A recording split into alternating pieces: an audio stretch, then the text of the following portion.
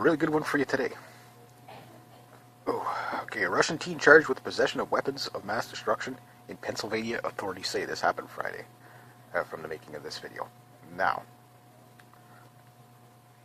a teenager Russian national was arrested Friday on charges of possession of weapons of mass destruction. In police in Altoona, Pennsylvania said Blair County Prison confirmed that Valdiziv Mifakova, I probably didn't say it right, 19 years old, in custody. Strangely enough, this is not all over the place. The Altoona mayor, Matthew Profisco, said Mifakov, I don't know, is in a state Penn State student at Penn State University. He is charged with possession of weapons of mass destruction, risking and catastrophe, possessing instruments of crime, prohibited offensive weapons, incendiary devices, recklessly endangering other persons, and several drug-related charges. Officers had been investigating an alleged marijuana grow-op operation when they discovered the alleged bomb. According to the statement posted by the police department on Facebook, they said the bomb was found inside a suitcase along with assorted bomb-making materials. The bomb was safely deconstructed by experts from Pennsylvania State Police Bomb Squad.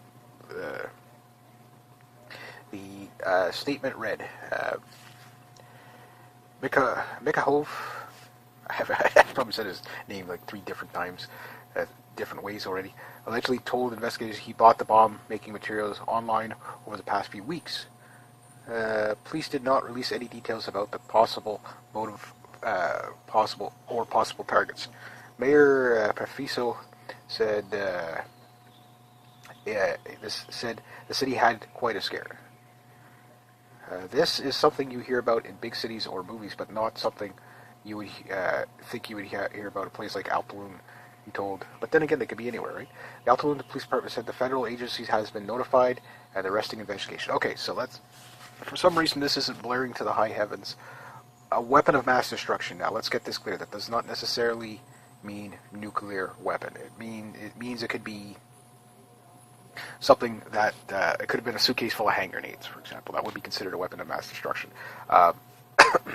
A artillery shell would be considered a weapon of mass destruction, etc., etc. So we don't know what this weapon is. I can't find anything on it on YouTube. Maybe it's just the story hasn't quite caught on yet. I don't know when I'll be posting this, maybe tomorrow. But the point is this. This just makes the NSA, the CIA, and the FBI and the Department of Homeland Security, particularly the Department of Homeland Security and the NSA, pretty much obsolete, because this was found accidentally. If you think about it, it was found accidentally. It was found by a police department investigating something else. So with all that spying going on,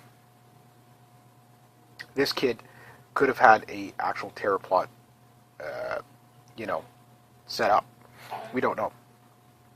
Now, maybe, like I say, maybe it was just some stuff he got, and just kind of out of enthusiast. There are enthusiast bomb makers out there, believe it or not.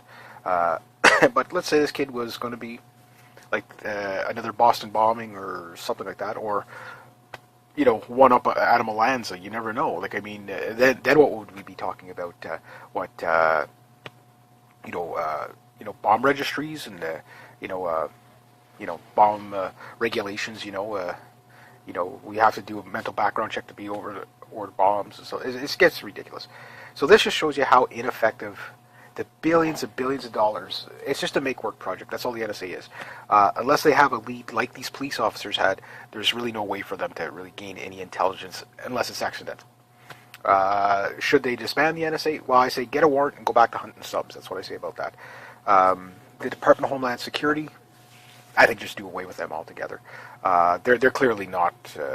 They say they're trying to stop plots like this, but yet, it's like they're really more for they're just the domestic military force when martial law is rolled out officially in the States. Right now, a lot of people in the States don't realize under the NDRP, not only has the draft been reenacted, but martial law has already been in place since 2010. Hence why you're seeing all these military drills on the streets all over the place in the States. So those guys couldn't even find this kid. So, and this kid, again, what did he have? We don't really know. But if it gave the city a scare, I'm willing to bet that it was probably some sort of pretty powerful bomb.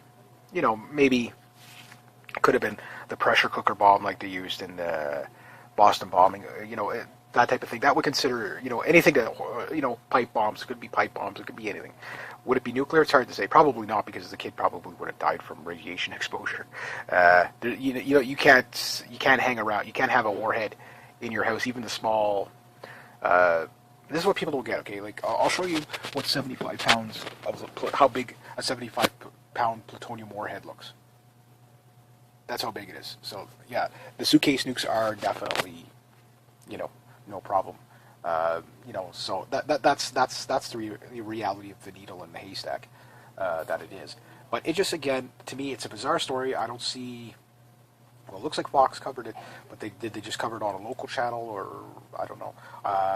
But with all the NSA stuff going on, you would think, you know, this is going to make them look bad for sure. It's like, okay, again, where is all the actual, you know, how come they didn't catch this guy? That's, you know, so with all the, and it's already been openly admitted that with all the NSA spying and the Department of Homeland Security, they have not actually successfully stopped or, you know, a single terrorist attack, maybe one. Now with the FBI, it's because they set the people up first and then pretend that they actually caught them in the act. So it's like, okay, well, you know, it's kind of like it's a dragnet. They basically put out a bait. It's kind of like how they, you know, police officers catch, you know, prostitutes. They take an attractive police officer, woman, maybe man, who knows. They go pose as a hooker. Somebody comes along and then they entrap you. You know, like that's the same thing with the you know, the FBI and the CIA and all that. It's like all these bombers and stuff like that. They basically set these people up to do that. Now, mind you, they don't force the hand because these guys are willing, but it's a dragnet. It's not really effective because those aren't the guys that are. Yes, it's great that you take them off the street or whatever, but those aren't the guys that are going to come out of nowhere. It's kids like this, not just kids, but I mean, he's probably one of tens of thousands of people that are like that have something. And it's just a matter of, you know, do they have an axe to grind against society? And you never know. I mean, you never know. We live in a world of, you know, complete psychopaths everywhere. So I guess that's about all I can really say about it. But to me, it just shows how ineffective, like, the NSA is. You know, again, how many more they catch this guy basically in a drug bust. So, you know, they caught him accidentally. You know, that's the way you have to look at it. They caught him accidentally. I'm glad they caught him, but again, I don't know what the bombs are.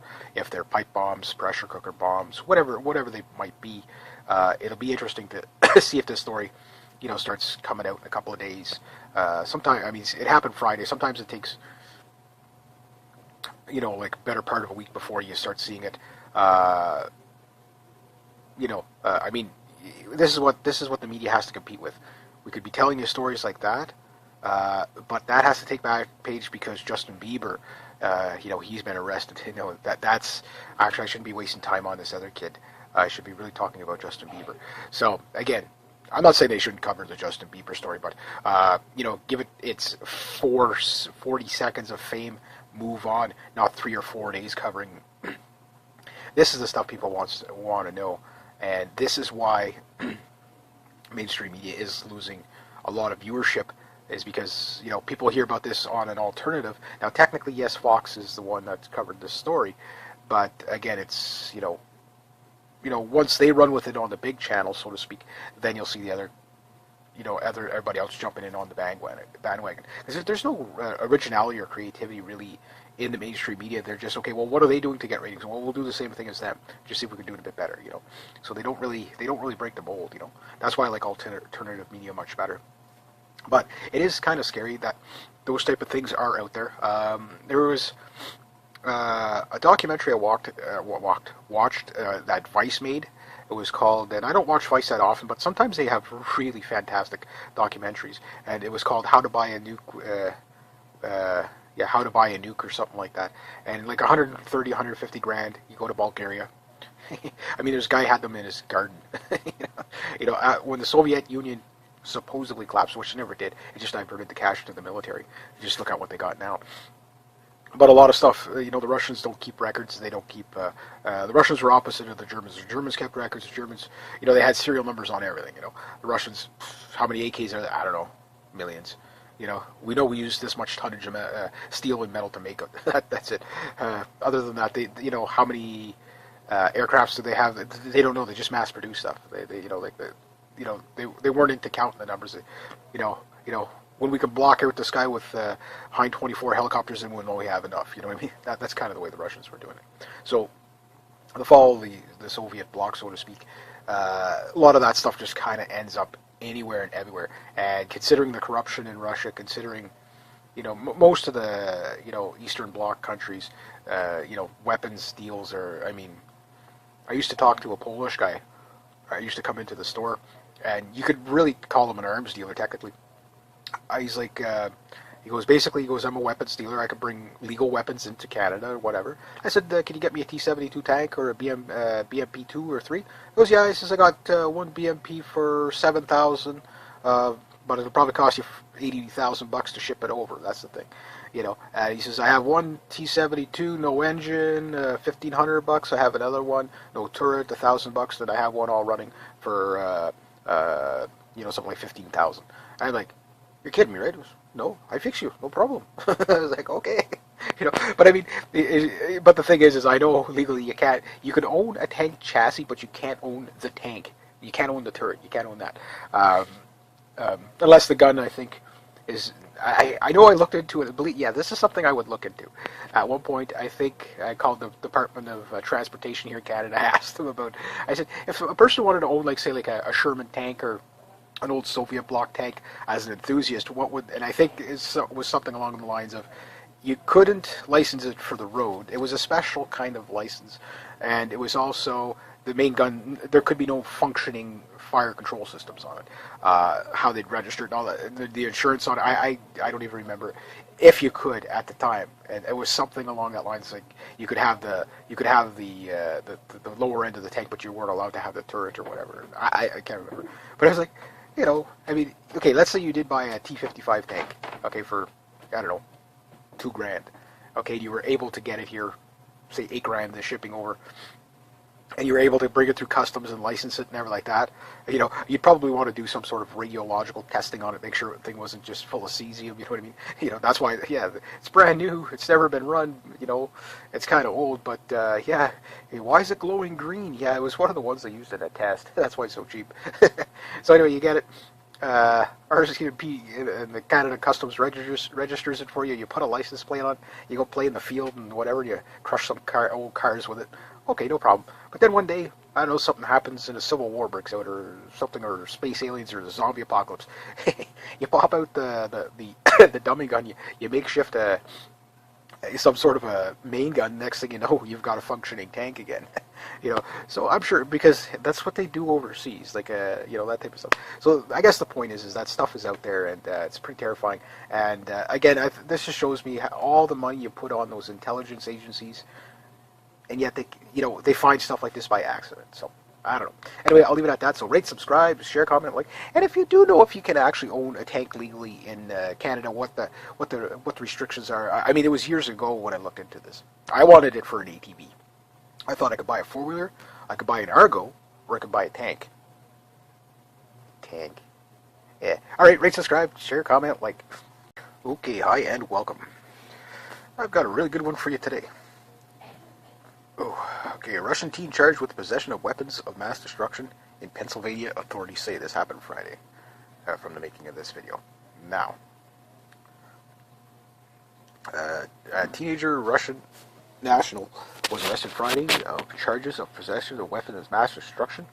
And police in Altoona, Pennsylvania said Blair County Prison confirmed that Valdiziv Mifakova, I probably didn't say it right, 19 years old, in custody.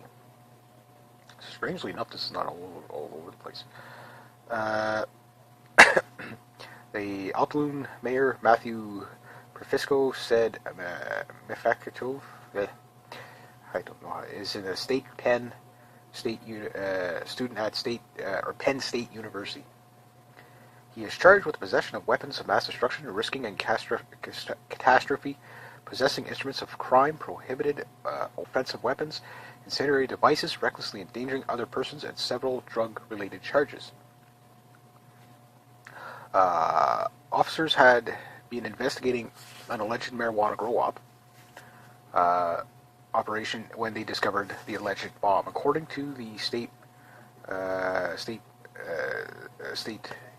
posted by the police department on Facebook, they said the bomb was found inside a suitcase along with assorted bomb-making materials. The bomb was safely deconstructed by experts from Pennsylvania State Police Bomb Squad. The statement read, Mikahov, I've probably said his name like 3 different times, different ways already, allegedly told investigators he bought the bomb-making material